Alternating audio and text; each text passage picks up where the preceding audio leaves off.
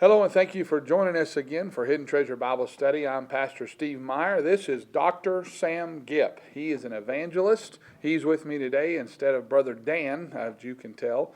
And Brother Dan is working and is a good man, and we're thankful for Brother Gipp being here with us in his place today. But I wanted to talk to Brother Sam. He's doing a revival here for us while he's here. I thought I would take advantage of him being here. And I wanted to, first of all, Brother Sam is a great author, and he's got a bunch of books that he has authored. And, of course, he carries a bunch with him that he didn't author, too. But tell us about some of the books you got. Well, three of them. This one is called An Understandable History of the Bible. It's actually the first book I wrote. I think it was 1987 or 88. And it is what it says it is, An Understandable History of the Bible. In fact, last night, a lady in your church said that she read that. She'd read some things about the Bible, and it was a little kind of deep or dry or hard to read, and she said she read this, and it was what the title said, Understandable History. I say it this way, if you don't want to read a lot of books about the Bible, if you don't want to, I've studied this for 45 years and read hundreds of books, but if you want, I call it a single source. This takes the Bible from absolutely no Bible whatsoever to when the Lord began to communicate to man, to the Bible that we hold in our hand. And it is just a general history of the Bible, but it would leave you very knowledgeable if you had it. So that, I think there's probably, I think it's in about the 6th or 7th printing. It's in the 5th printing, I'm sorry. So that one is, this one is called Fight On. We've talked about this one before a little bit on our program. And this is simple stories. They're not survival stories. I tell folks you can survive by just washing up on a shore. This is people who were in very dire straits, maybe could have given up, maybe should have given up, and just chose to fight on. I appreciate anybody that keeps on going. Yes. Most of the stories are about one page. I think this one looks like it's going to be. It's all of 2 pages. This one is 1 page. They cover any war situation from, let's say, the Napoleonic Wars to what's going on in the Gulf right now. But it's not just about military or war. It covers earthquakes, shipwrecks, train wrecks, plane wrecks, floods, natural disasters, animal attacks, bear attacks, just people. There's one, a fellow got attacked by a grizzly bear, and he killed it. But he said, I thought I was blind. And he said, then I took my scalp and I put it back on my head and then made his way back to his camp. And he just kept on going. So there's 2 volumes of this. This is Fight On. And then there's more Fight On. And actually, just yesterday, I've been working on Fight On Volume 3. This one is called Living with Pain. I always have to explain to people, my wife did not write this. That's because you can tell it's entirely too thin. She's working on a 2-volume set called Living with the Pain. But in 1973, I'd just been out of Bible college for 3 months. I was in evangelism at that time, working for a saved fellow building houses. I fell 2 stories, broke my neck. My doctor he just never looked at the x-rays. It was very plain on the x-rays. He didn't look at them, sent me back to work. I worked for 2 months with a broken neck, almost 3 months before they fused C6 and 7. They went in here in 1973 on this side. Then in 2008, they went in and took C5 out and put a titanium cage and a plate on. In 2013, they went in here, did some work on the right arm. I tell folks I got 1 spot here they haven't cut, and they want to do 2 more surgeries. We're going to hold out for more money. But they're bidding. This one has been a help to people that deal with pain. A lot of folks have either physical or emotional pain. I've had a great many testimonies that it changed the way people look at their situation. One of the things about it, there's a chapter in here for people who are in pain to not overlook what their spouse goes through. A lot of people with pain, it's like it's all about me. The whole world has to, stop turning because of my pain. And they overlook, my wife has felt my pain for 40-some years because of this. And so that is there. And then there's a good chapter on salvation. So those are some of the books I've written, and they've been a help. How many books have you written altogether? 30. 30 books, okay. Now, one of the things that we've offered before is this book called We Are Americans, has various quotes about the Founding Fathers, and different issues, just things about how we came from America. We've offered this before, and it came from Brother Gipp as well. And we have here at our church right now, he has a bunch of bumper stickers. And you were saying the other day, I think, that can you get these still on? Yeah, my Daystar? printer won't reprint them. They're too right wing for him. But, Yeah. but we still got the supply. Yeah. One of them says, "Spank your child, or they'll grow up to be a Democrat." And that tells you a little bit about the political correctness of these. The other one says, "The Bible makes the best people in the world." You know who said that? Thomas Jefferson said that. There's how many of these? 25, 30 different ones? How many? There are, I believe, 45. 45.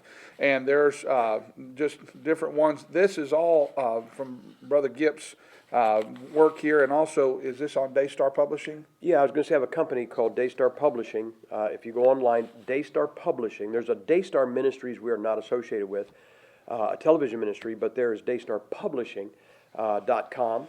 And then also, if you go on YouTube, just do a search for Sam Gipp. There's a channel. We have a channel, and there's some teaching, preaching, Right. and production videos. Okay. Now, let me just say this before you go on the internet and search for Sam Gipp. Brother Gipp has been a very controversial man here because of his stance and his we take as well on the King James Bible. Now, there's a lot of people who have Bibles out there, and they don't want to know much about this subject, but I'll tell you, there's a lot to know. There's a lot of things that have happened about this subject, and that's why we take the stand on it. The truth is very obvious for anybody that wants it. But I tell you, the other thing is, everything on the internet is true, as we all know, right? If you go out on the internet and just search for Sam Gipp, you'll find everything that's out there, and there's a lot of enemies that attack him as well from a biblical perspective. But one of the things I wanted Brother Sam to tell us, there was a situation where you were on an interview with the John Ankerberg show. Mm-hmm. Tell us what happened there. What happened actually 21 years ago? It was in 1995, July. We did 8 programs for John Ankerberg. Now, let me preface this. You know, there's a book out there that says that some of the translators of modern translations, while they were doing that, lost their voice, went crazy, died. I don't make that charge. It is true. I think it was Kenneth Taylor lost his voice when he was doing the Living Bible, and he went to a psychiatrist, and the guy said, "This is because you feel guilty because you tampered with the Bible." That's pretty much historic fact. I don't make a big deal about people dying or losing their voice during modern translations because I don't know that it's happened. Right. But the point was made, and we had there, you had 8 people. You had John Ankerberg, if you could see, like sitting as though at a long table. We were not at a table, but John Ankerberg was here.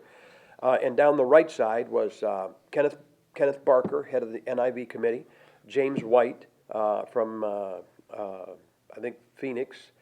Next to him was Art Farstad, Dallas Theological Seminary. I believe he's with the Lord now. He was the head of the New King James Translation. And beyond him was Don Wilkins, and he was working at that time on what is now the new Internet American Standard Version. And Ankerberg asked those guys, these 4 are immaterial to this, he asked Barker, did anybody go crazy, die, lose their voice while the NIV was being translated? No. He asked Art Farstad, no. He asked Don Wilkins, and as Don Wilkins answered, his voice tapered off. And he went, "I've lost my voice." And you know, and they shut it off, and he took a drink of water, and then they retaped it. And some of the King James Bible believers made a big deal out of that. Right.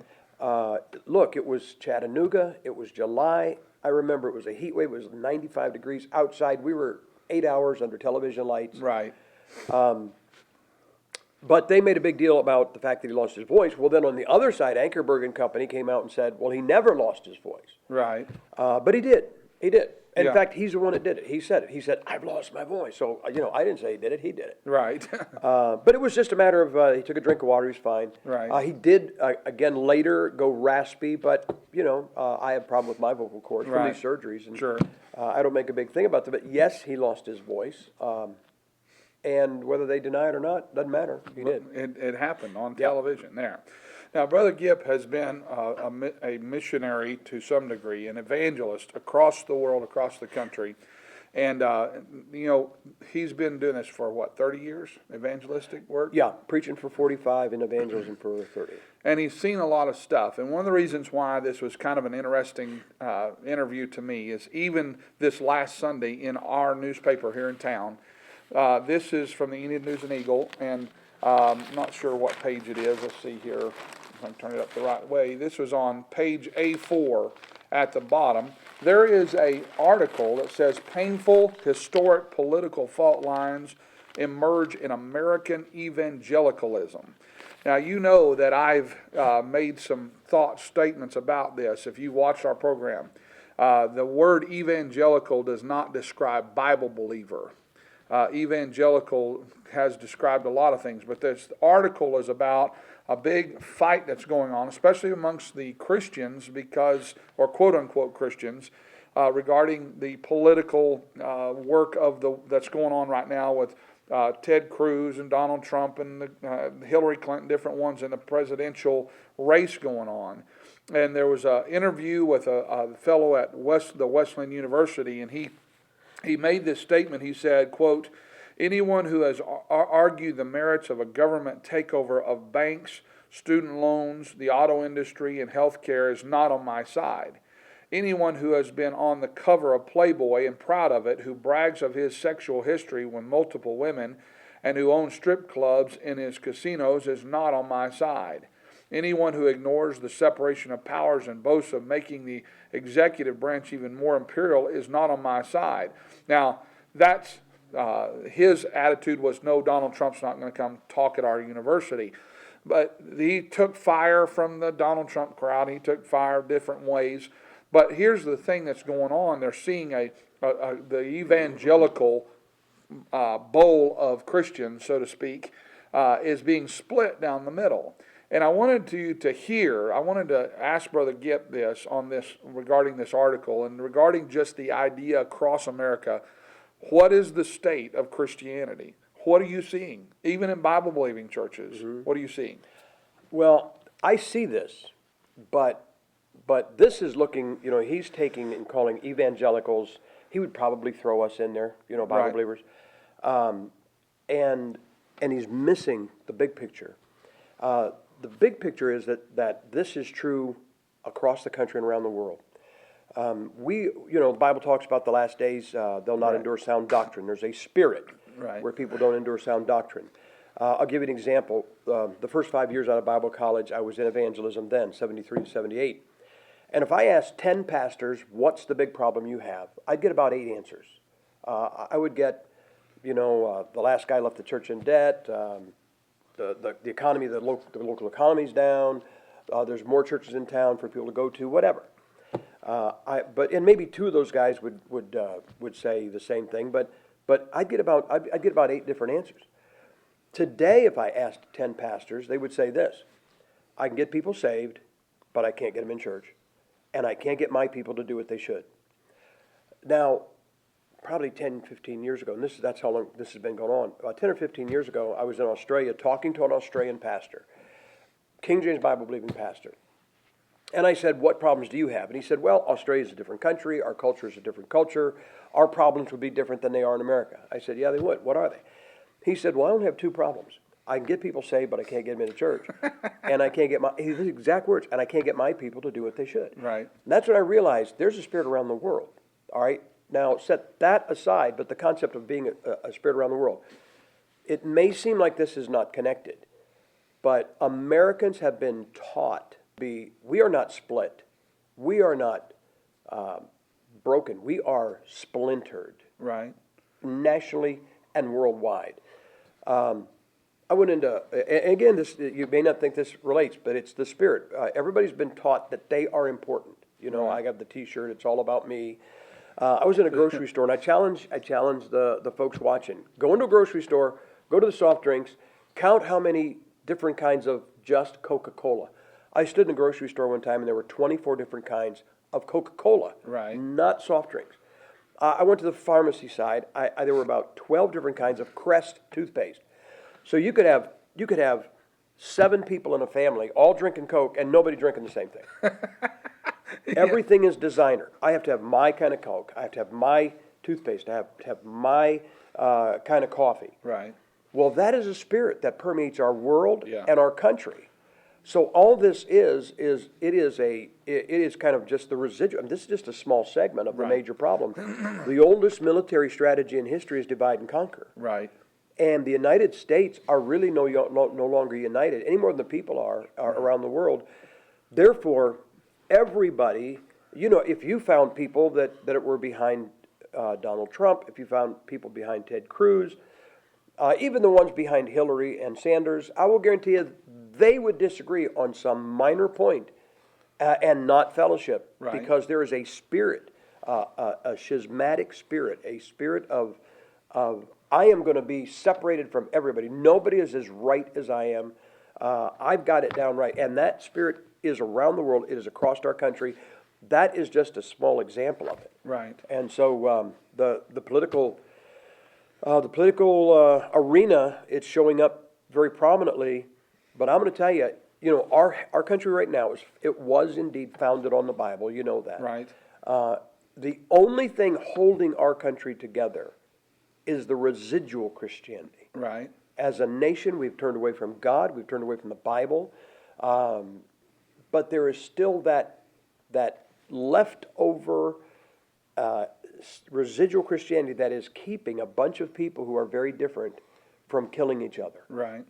And if that ever is removed, this is going to be the most dangerous place on the earth to live, because Right. it will be every 2 blocks you'll have a different roadblock and somebody be killing you for a different reason. Right. It won't just be a revolution. No, it'll be an absolute. The difference between a revolution and a civil war is a revolution is a group of people like we call it the Civil War. It was actually a Right. revolution. It was a group of states that got together that tried to establish another country. A civil war is, all right, I say this, in Africa, the people killing black people are black people. Right. It's not white people, it's black Right. people. It's the wrong tribe. Right. In Bosnia and some of those places in Ukraine, it's not black people killing white people, it's white people killing white people. Right. You and I would look at 2 people and not see a difference. They see, There's a difference. Yeah. call it a different tribe. They won't say Right. tribe, but it's a Right. different tribe. Right. And so you'll have it down to where if you like this, I don't like that, and Right. and the only answer is off with their It's head. almost like Donald Trump versus Ted Cruz, or Hillary versus Trump, or whatever in that respect. It's Yeah, yes. and it showed what they did in Chicago. They say what they want about Donald Trump.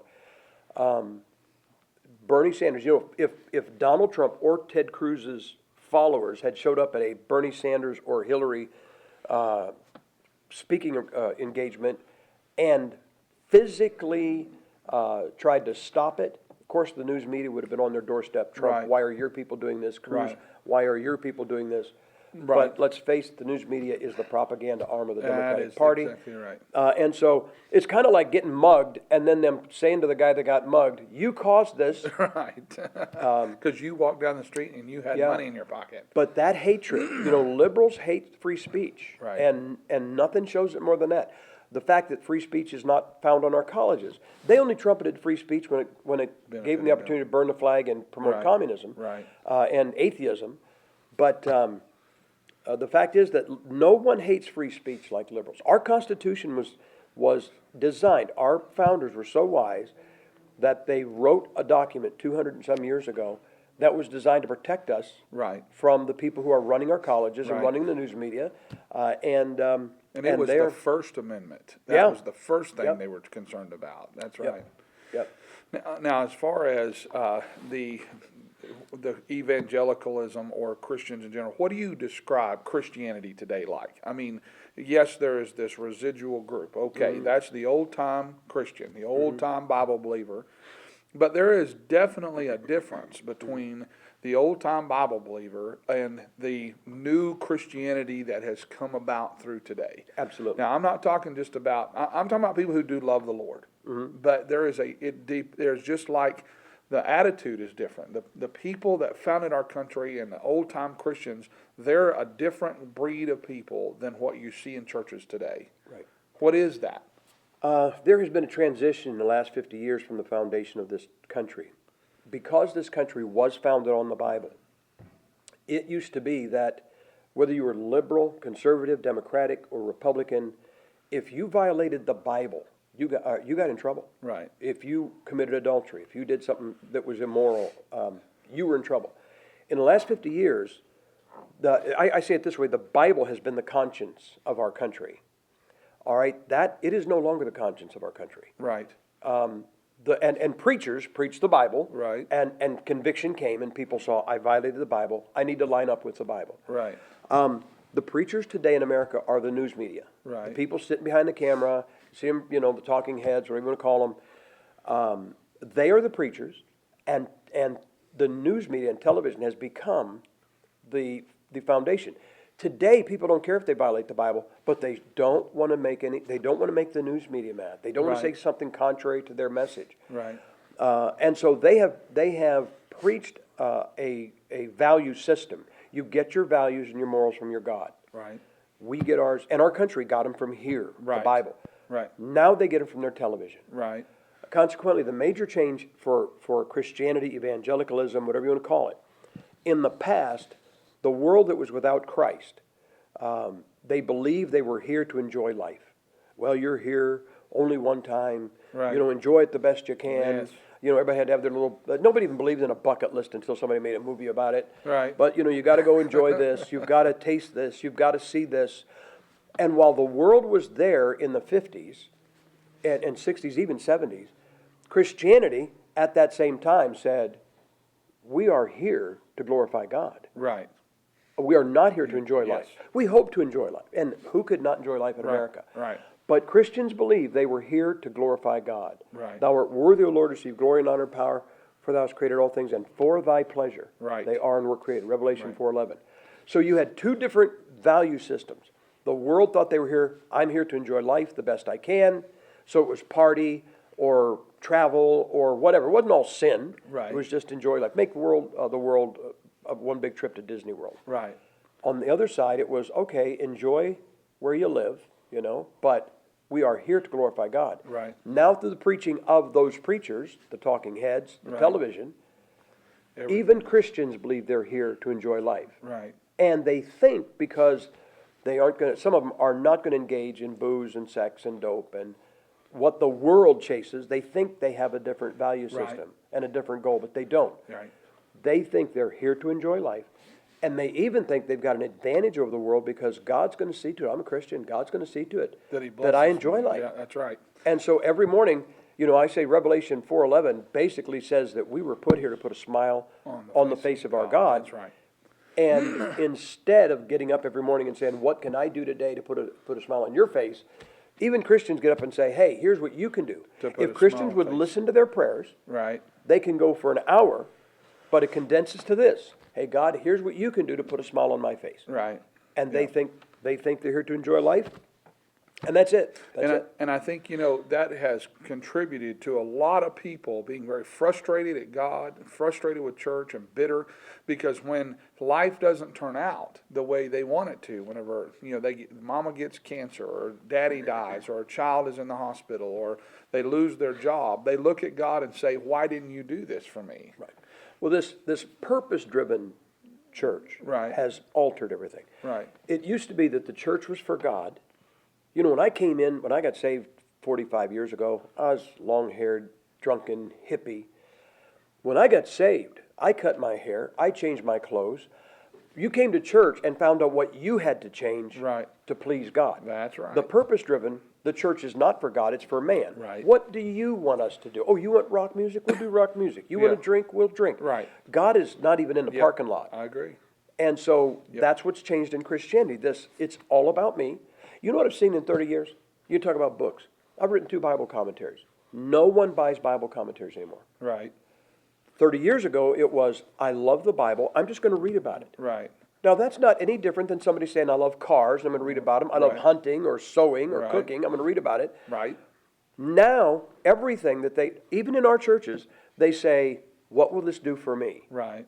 They'll like the Living with Pain book because it'll do something for them. Right. They look at a Bible commentary and say, what's learning the Bible going to do for me? Right. And they're not interested.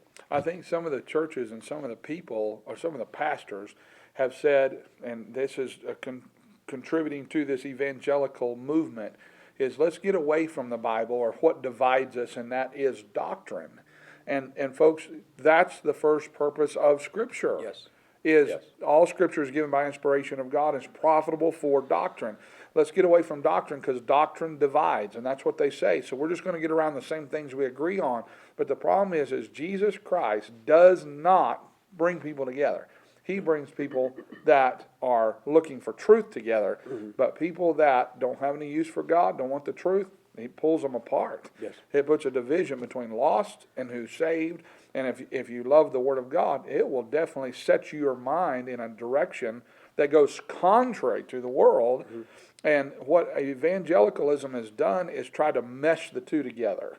And you can't do that. The Lord said you're either going to be a friend of the world or you're going to be a friend of the Lord, and you cannot serve God and mammon. It's a division. He said, I came not to bring peace but a sword, and put his mother against her daughter, and daughter against mother, son against the father. There's a division that goes on because of the Word of God. Now, Brother Sam is here preaching a revival for us. He's going to be gone before you see this program probably. But if you're interested in getting any of the books, you can go to daystarpublishing.com, correct? Yeah, we have 3 websites. SamGipp.com records our ministry information. DaystarPublishing.com has the books. BigDealKJV.com has 7 production videos on the King James. And then the YouTube, if they go to the channel, those production videos are on there. There are some hour-long teaching on the King James, and then there are just some messages, some sermons that have been recorded. Now, our website, glbcenid.com, links to the Big Deal KJV videos if you want to watch those. If you're interested in knowing the truth about the King James Bible, where your Bible came from, listen, don't be part of this normal Christianity. We need Christians to stand up and do what is right. We're coming to the close of our program. I'll invite you, come see us at Gospel Light Baptist Church, 1225 North Washington, Sundays, Sunday morning, Sunday night, Wednesday night. You're welcome in any way you can come. We'd be glad to have you. May the Lord bless you. Have a good day.